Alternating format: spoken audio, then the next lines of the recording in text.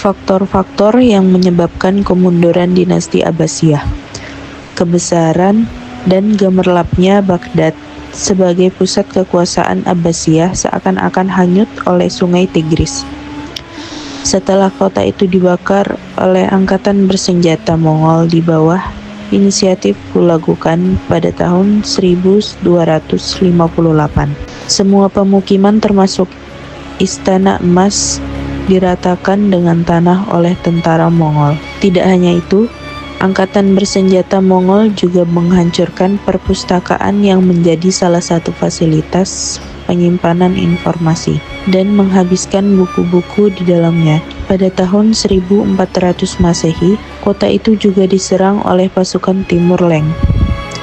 Dan pada tahun 1508 Masehi, kota itu diserang oleh pasukan Samawi. Ada beberapa aspek yang mengakibatkan stagnasi dan kemusnahan dinasti Abbasiyah. Biasanya, ahli sejarah mengkategorisasikan faktor ini ke dalam dua faktor, yaitu faktor internal dan eksternal. Faktor internal seperti yang ditemukan dalam periodisasi Khalifah Abbasiyah, unsur-unsur penyebab stagnasi atau kemunduran tidak muncul secara tiba-tiba. Benihnya pada saat itu tampak jelas pada periode sebelumnya, karena pemimpin pada periode ini sangat tangguh, sehingga benih-benih tersebut tidak memiliki kesempatan untuk berkreasi atau berkembang. Dalam sejarah kedaulatan Bani Abbasiyah, tampak jika penguasa dan para menteri kuat mereka condong akan berperan sebagai kepala pegawai sipil. Sebaliknya, jika pemimpin lemah, mereka akan berkuasa mengendalikan roda pemerintah. Hal yang mendasari runtuhnya kekuasaan Abbasiyah pada fase disintegrasi, yakni lemah dan tidak berdayanya khalifah yang dipilih, sehingga tidak mampu mengontrol wilayah yang dipimpinnya, dan yang berdampak munculnya perselisihan dalam lingkup politik. Politik pusat pemerintah telah berpindah ke wilayah-wilayah kecil, dikarenakan berada di genggaman pemimpin yang lemah. Akhirnya, eksistensi kedaulatan pusat menjadi hilang peranannya, sehingga khalifah sebatas lambang belaka saja. Perubahan dari masa jayanya menuju masa kemunduran Abbasiyah dimulai dari perebutan Khalifah Al-Ma'mun yang menobatkan saudara kandungnya Al-Muqtasim sebagai penerusnya agar menghindari penguasaan Persis yang telah membuat kewalahan pemerintah Daulah Abbasiyah. Ketika Al-Muqtasim menjadi pemimpin, dia mengalihkan ibu kota Daulah Abbasiyah dari Baghdad ke kota Samarra sekitar 75 km hulu sungai Tigris dengan membangun kediaman raja-raja dan penginapan militer. Pada saat itu, menghadirkan 250.000 tentara Turki untuk tinggal di penginapan militer. Demikian juga sebagian dari kastil yang dibuatnya diberikan kepada para pemimpin klan Turki. Untuk memperkuat pemerintahannya, ia merancang angkatan bersenjata yang terbentuk dari budak Turki. Orang Turki yang dikenal dengan jiwa militernya semakin menunjukkan kegemilangan mereka di lingkup militer. Oleh karena itu, pangkat tertinggi di militer diberikan kepada mereka sehingga secara bertahap angkatan bersenjata Timur Tengah dan Persia didorong mundur dan digantikan oleh angkatan bersenjata Turki. Hal ini menyebabkan komponen angkatan bersenjata Arab dan Persia meninggalkan pemerintah pusat dan membangun pemerintah di zona yang terbebaskan dari pemerintah pusat. Dari informasi di atas, terlihat bahwa orang Turki dijaring oleh Khalifah Al-Muqtasim dalam sistem pemerintahan Abbasiyah untuk mendorong kemajuan Daulah Abbasiyah. Namun yang terjadi setelah Al-Muqtasim meninggal, kekuasaan diwariskan kepada pemimpin-pemimpin yang lemah. seperti Al-Mutawakkil yang tidak mampu mengontrol orang-orang Turki dalam pemerintahan, dan malah yang timbul perselisihan yang berkepanjangan dengan orang-orang Turki tersebut. Dengan begitu, otoritas orang-orang Turki dalam sistem kekuasaan Abbasiyah tidak ada seorang pun dari pemimpin yang bisa mengendalikannya. Misalnya seperti Khalifah Al-Mutawakkil yang mencoba untuk mengendalikan kekuasaan dan dominasi orang-orang Turki itu. Namun takdir berkata lain, malah ia wafat di tangan anak kandungnya sendiri yang bernama Al-Muntasir dengan bantuan orang-orang Turki. Namun pada masa pemerintahan Al-Rodi membuat sebuah struktur jabatan yang dikenal dengan istilah Amir Umar yang bertugas sebagai pemilih dan pelantik pegawai pemerintah. Struktur ini dibentuk bertujuan agar membatasi popularitas orang Turki dalam pemerintahan Daulah Abbasiyah.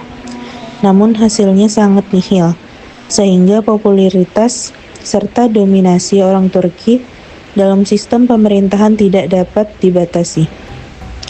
Tidak sampai di situ, Khalifah Al-Mustaqi memohon bantuan kepada Bani Buwayhi agar menekankan mereka. Sambutan yang begitu meriah yang dilakukan Khalifah pada saat itu dalam rangka menyambut kedatangan Bani Buwayhi. Hal ini tentu dengan harapan agar terjalin kerjasama yang baik antara Bani Buwayhi dan Bani Abbasiyah guna memajukan Daulah Abbasiyah serta mengusir dominasi dan popularitas bangsa Turki pada saat itu. Berkat bantuan dari Khalifah Ahmad Ibnu Buwayhi mampu menekankan dan menyingkirkan keberadaan orang-orang Turki dari wilayah kekuasaan Abbasiyah. Akan tetapi, dengan keberadaan pemimpin Abbasiyah pada masa ini begitu lemah serta ditambah dengan pemimpin Bani Abbasiyah yang tidak memiliki kekuatan untuk menekankan pengaruh Buwayhi, sehingga harapan untuk mewujudkan Daulah Abbasiyah yang maju hanyalah angan-angan belaka saja. Di mana pada saat itu pemimpin Abbasiyah yang terlalu berharap kepada Bani Buwayhi tidak mampu menolong kekuasaan mereka yang sudah lumpuh. Malahan dengan keadaan pemimpin Abbasiyah yang begitu lemah, hanya menjadi lambang belaka saja yang tidak mampu melakukan tindakan tegas terhadap gerakan Bani Buwayhi yang dilakukan pemaksaan terhadap rakyat agar mengikuti paham Syiah. Berdasarkan fakta sejarah di atas, bisa dilihat bahwa Khalifah Daulah Abbasiyah yang tidak berdaya kepada Bani Buwayhi dan tidak bisa menangani mereka, sehingga terjadi perselisihan antara pemimpin Daulah Abbasiyah yang tidak kuat dengan pemimpin Bani Buwayhi yang menyebabkan kemunduran peradaban Islam ketika kekuasaan Abbasiyah dikuasai oleh Bani Buwayhi. Bahkan, demonstrasi intimidasi oleh Bani Buwayhi terhadap masyarakat untuk tetap berpegang pada paham Syiah tidak dapat dipengaruhi oleh para pemimpin. Tugrulbek dari Turki Saljuk yang mengambil sikap Ahlus Sunnah wal Jamaah begitu bersemangat untuk menghanguskan serta melawan kegiatan dan peraturan yang ditetapkan Bani Buwayhi tersebut. Maka Tugrulbek pun mengunjungi Baghdad guna menyelesaikan permasalahan keunggulan Bani Buwayhi tersebut atas pemerintah langsung dari pemimpin Abbasiyah Al-Qaim. Dia mampu mengambil alih kembali ibu kota Baghdad serta meringkus dan memasukkan Malik Ar-Rahim, pemimpin terakhir Bani Buwayhi, hingga ia pun wafat dalam penjara. Sama halnya dengan kehadiran Bani Buwayhi, begitu pula dengan kehadiran Turki Saljuk dalam sistem kekuasaan Abbasiyah. Dengan berhasilnya mengatasi permasalahan dengan Bani Buwayhi, peluang untuk menduduki jabatan dalam pemerintahan Abbasiyah terbuka lebar untuknya. Tidak hanya sebatas diangkat sebagai Amir Umar, melainkan pada saat itu juga Tugrulbek diberi gelar yakni yang berarti penguasa timur dan barat, atau Sultan wa al-Malik al-Syarqi wa al-Gharbi, Khalifah Al-Qaim merancang sebuah strategi yang berbeda dengan para pemimpin sebelumnya, di mana berusaha menjalin hubungan yang harmonis antara orang-orang yang membantu memajukan kembali dinasti Abbasiyah, dengan tujuan agar mereka mau membantu memajukan kembali dinasti Abbasiyah seperti masa kejayaannya dulu. Hal ini pun dapat berlangsung dengan baik pada periode ini, yakni dengan dibuktikan adanya hubungan yang harmonis antara pemimpin Al-Qaim dengan orang Turki Saljuk. Ketika masa kepemimpinan Al-Arsalan, ia membaiat Nizamul Muluk untuk menjabat sebagai wazir, sedangkan Al-Qaim hanya sebagai lambang belaka.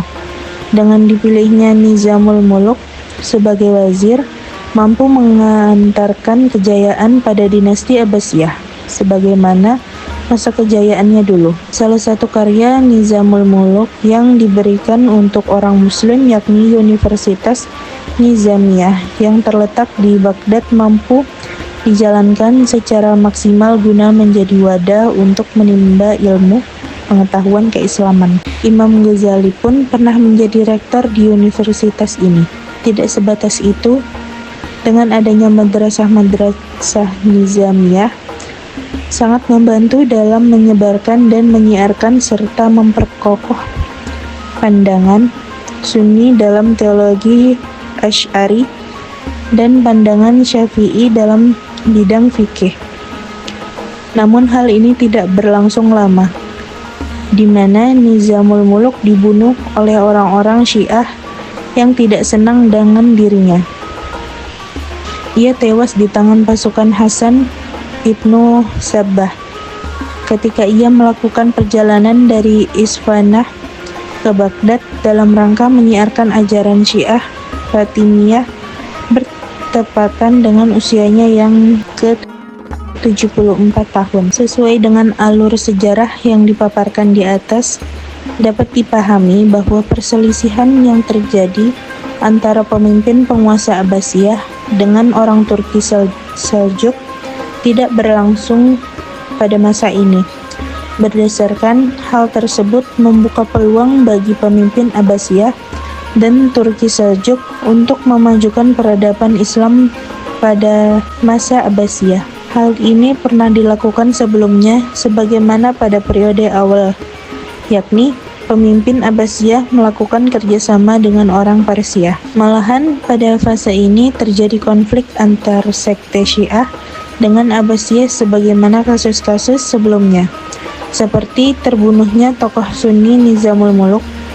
Adapun yang terjadi menjadi dasar terjadinya pembunuhan terhadap Nizamul Muluk dikarenakan dulu Tugrulbek dan dari Turki Seljuk yang berhaluan Sunni mampu menguasai ibu kota Baghdad dan dia menahan penguasa Bani Buayhib hingga ia tewas dalam penjara. Dari sudut pandang lain, ada yang beranggapan bahwasannya penyebabnya adalah dikarenakan beliau menganut paham ideologi Asy'ari dan bermazhab fikih Syafi'i, berusaha menyebarluaskan ajaran tersebut di Universitas Nizamiyah. Sedangkan penguasa Fatimiyah tidak setuju dengan apa yang dilakukan oleh Nizamul Muluk, dan pada akhirnya ia tewas di tangan salah seorang dari pasukan Hasan Ibnu Sabbah yang ingin menyiarkan pemahaman Syiah Fatimiyah di Baghdad.